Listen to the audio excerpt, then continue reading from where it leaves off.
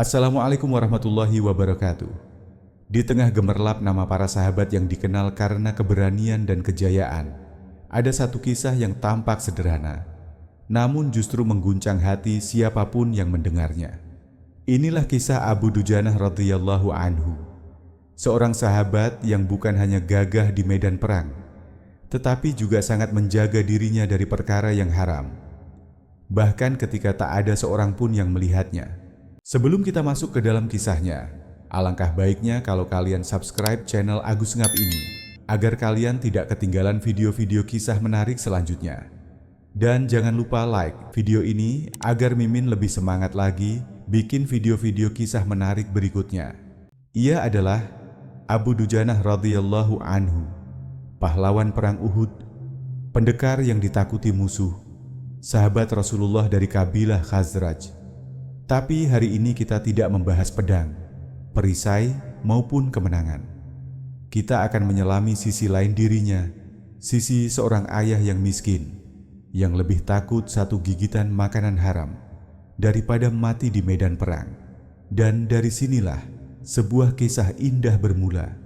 Di waktu subuh, di Masjid Nabi, ketika Rasulullah memperhatikan sesuatu yang janggal dari sahabat kesayangannya, Abu Dujanah radhiyallahu anhu, sahabat Nabi dari kabilah Khazraj yang wafat 632. Beliau syahid dalam perang Yamamah ketika memerangi nabi palsu Musailamah al-Kadzab. Selain dikenal pemberani di medan perang, Abu Dujanah juga seorang yang sangat menjaga diri dan keluarganya dari perkara yang haram. Suatu hari, usai sholat subuh berjamaah bersama Rasulullah, Abu Dujanah selalu terburu-buru pulang ke rumah. Jarang sekali Abu Dujanah terlihat berzikir ataupun menunggu Rasulullah Shallallahu Alaihi Wasallam selesai berdoa. Melihat hal seperti itu, Rasulullah mencoba meminta klarifikasi kepada Abu Dujanah. Wahai Abu Dujanah, apakah engkau tidak memiliki permintaan atau permohonan yang perlu kamu sampaikan kepada Allah, sehingga engkau selalu tidak pernah menungguku selesai berdoa? Ada apa wahai Abu Dujanah? Suasana waktu itu sangat hening. Abu Dujanah hanya menunduk. Ia terdiam. Kemudian dengan pelan Abu Dujanah menjawab, "Ya Rasulullah, saya mempunyai satu alasan untuk berbuat itu."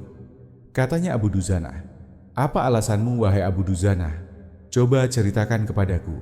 Kata Rasulullah, "Ya Rasulullah, rumah kami berdampingan persis dengan rumah seorang laki-laki. Dia sangat kikir dan dia sangat pelit. Di atas pekarangan rumah tetangga kami ini terdapat sebatang pohon kurma yang tinggi menjulang, dahannya menjuntai ke rumah kami ya Rasulullah. Setiap kali ada angin bertiup di malam hari, kurma-kurma tetanggaku itu saling berjatuhan dan mendarat di rumah kami ya Rasulullah." Kata Abu Dujanah mulai bercerita, "Ya Rasulullah, kami adalah keluarga miskin. Anakku sering kelaparan, kurang makan. Saat anak-anak kami bangun, apapun yang mereka temukan akan mereka makan ya Rasulullah. Oleh karena itu, setelah selesai sholat, saya segera pulang sebelum anak-anak kami terbangun dari tidurnya. Saya kumpulkan kurma-kurma milik tetangga kami yang berceceran di halaman rumah. Kemudian setelah terkumpul, kurma-kurma itu saya antarkan kepada pemiliknya." Kata Abu Dujanah. Abu Dujanah kemudian menggeser duduknya. Kemudian dia melanjutkan ceritanya. "Ya Rasulullah, pada suatu hari saya pernah terlambat pulang ke rumah. Ternyata anak-anak saya sudah terbangun. Mereka menemukan kurma tetangga yang jatuh di halaman rumah kami. Mereka masih kecil ya Rasulullah. Anak saya masih kecil-kecil. Tanpa berpikir panjang, anak saya langsung memakan kurma itu. Mata kepala saya menyaksikan sendiri ketika dia sedang mengunyah kurma basah di dalam mulutnya. Ia habis memungut kurma yang telah terjatuh semalam. Mengetahui hal itu ya Rasulullah, saya masukkan jari tangan saya ke mulut anak saya itu. Saya keluarkan apapun yang sudah dimakannya ya Rasulullah. Saya tak pernah membiarkan anak saya memakan kurma milik orang lain. Saya tak ingin makanan haram itu menyebabkan keluarga kami mendapatkan siksaan pedih di akhirat kelak ya Rasulullah. Saya marah ya Rasulullah. Kemudian saya katakan kepada anak saya, "Nak, janganlah kau permalukan ayahmu ini di akhirat kelak ya nak." Anak saya menangis. Kedua pasang kelopak matanya mengalir air mata yang sangat deras. Dia sangat kelaparan. "Ya Rasulullah, kami katakan kembali kepada anakku itu, 'Anakku, hingga nyawamu lepas sekalipun, aku tidak akan rela meninggalkan harta haram dalam perutmu.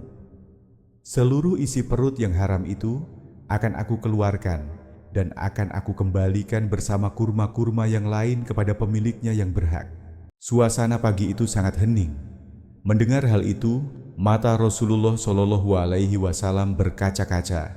Butiran air mata mulianya berderai begitu deras. Lalu kemudian Rasulullah mencoba mencari tahu siapa sebenarnya pemilik pohon kurma yang dimaksud Abu Dujanah itu. Lalu Abu Dujanah kemudian menjelaskan, "Ya Rasulullah, pohon kurma itu adalah milik seorang laki-laki munafik." Tanpa basa-basi, kemudian Rasulullah mengundang pemilik pohon kurma itu. Lalu Rasulullah menawar pohon kurma miliknya dengan harga yang sangat tinggi. Rasulullah berniat untuk membeli pohon kurma itu. "Aku berniat membeli pohon kurma milikmu. Aku akan membayarnya dengan harga 10 kali lipat dari harga kurma itu sendiri." Kata Rasulullah kepada pria pemilik pohon kurma itu. Pohonnya terbuat dari batu zamrud berwarna biru, dia disirami dengan emas merah, tangkainya dari mutiara putih. Di situ ada bidadari yang cantik jelita sesuai dengan hitungan buah kurma yang ada. Kata Rasulullah, akan tetapi pria munafik itu dengan sombong menjawab, "Saya tidak pernah dagang menggunakan sistem jatuh tempo, dengan hutang ataupun dengan cicilan. Saya tidak mau menjual apapun kecuali dengan uang kontan dan tidak pakai janji kapan pelunasannya." Kemudian tiba-tiba Abu Bakar As-Siddiq datang. "Saya akan membayarnya kontan dengan harga 10 kali lipat harga kurma yang lebih baik dari kurma milikmu," kata Abu Bakar. Pria munafik itu sangat senang. Dia setuju kemudian menyerahkan pohon kurma miliknya kepada Abu Bakar. Selanjutnya Abu Bakar menyerahkan pohon kurma itu kepada Abu Dujanah. Rasulullah kemudian bersabda, "Wahai Abu Bakar, aku yang akan menanggung gantinya untukmu." Mendengar sabda Nabi ini, Abu Bakar bergembira bukan main. Begitu juga dengan Abu Dujanah.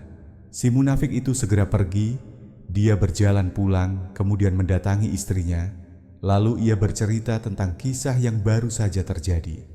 "Istriku, aku telah mendapatkan untung yang sangat banyak hari ini. Aku dapat 10 pohon kurma yang lebih bagus dari pohon kurma kita. Padahal kurma yang aku jual itu masih tetap berada di pekarangan rumah kita. Aku akan memakannya lebih dulu. Tidak akan pernah aku berikan kepada tetangga kita sedikit pun," katanya dengan sangat licik. Pada malam harinya, si munafik itu tertidur pulas. Keesokan harinya dia bangun dan melihat pohon kurma yang sudah ia jual. Ternyata pohon kurma itu sudah tidak ada di tempatnya lagi. Pria munafik itu bingung. Dia mencari-cari di mana pohon satu itu.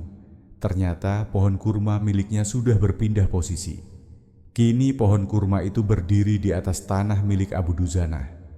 Tempat asal pohon kurma itu sudah rata dengan tanah, seolah-olah tidak pernah sekalipun pohon kurma itu tumbuh di atas tanah milik si munafik itu.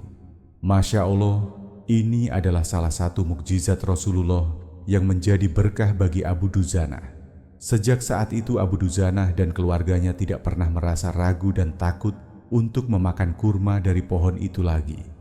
Teman-teman, kisah Abu Dujanah dengan pohon kurma milik orang munafik merupakan tamparan bagi kita yang membangunkan kita dari keterlenaan hidup selama ini.